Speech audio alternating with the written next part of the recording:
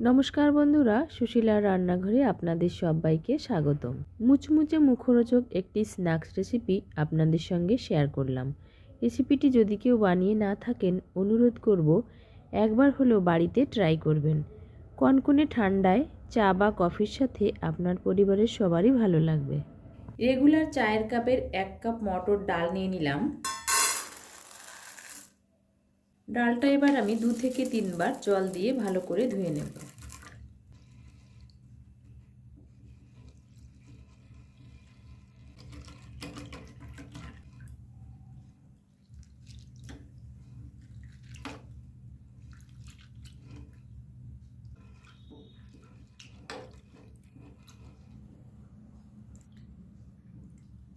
এবার এর মধ্যে আরও 1 কাপ পরিমাণ জল দিয়ে দেব। ঢাকনা দিয়ে ঢেকে 4 থেকে 5 ঘন্টা ভিজিয়ে রাখব। এবার আমি এই ডালটা মিক্সিং জারের মধ্যে দিয়ে দেব।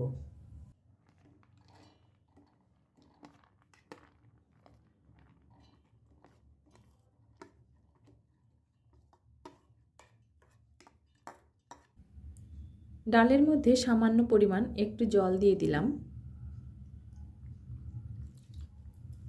এবার এই ডালটা আমি বেটে নেব। এখানে আমি 1 মুঠো পালং পাতা বা পালং শাক নিয়ে নিয়েছি। শাকটা এবার ছোট ছোট টুকরো করে কেটে নেব।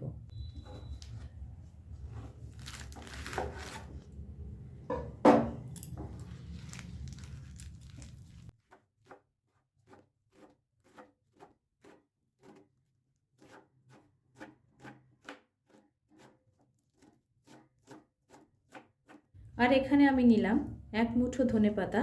এবার ধনেপাতাটাও কেটে নেব।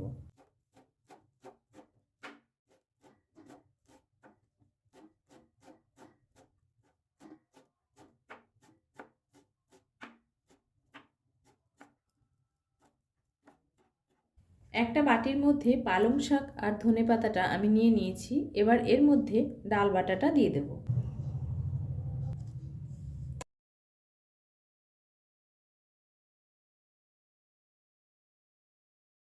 এবার এর মধ্যে আমি বড় সাইজের একটা পেঁয়াজ কুচি দিয়ে দেব।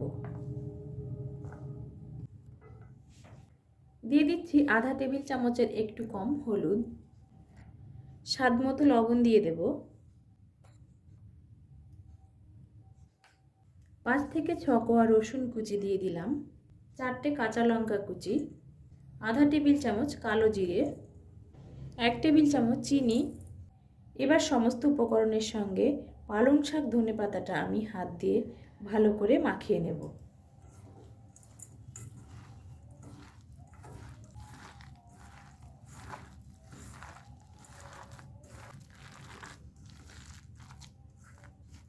মাখিয়ে নেওয়া হয়ে গেছে। এবার আমি ঢাকা দিয়ে 10 মিনিট রেখে দেব। 10 মিনিট পর এবার এর মধ্যে আমি 2 টেবিল চামচ চালের গুঁড়ো দিয়ে আবারও হাত দিয়ে 1 থেকে 1.5 মিনিট ভালো করে মাখিয়ে নেব।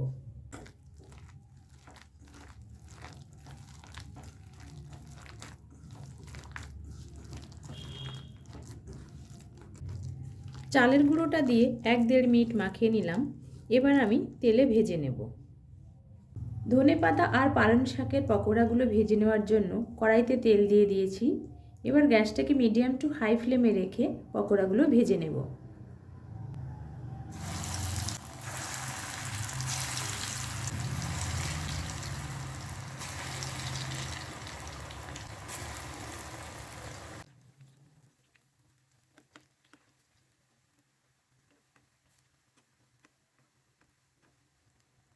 প্রথমবারের পকোড়াগুলো ভাজা হয়ে গেছে। এবার তুলে নেব।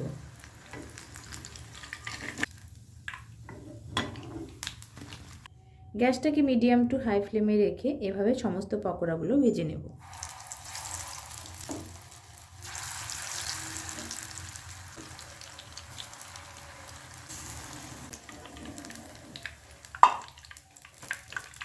পকোড়াগুলো আমার ভাজা হয়ে গেছে। এবার চাটনিটা তৈরি করব।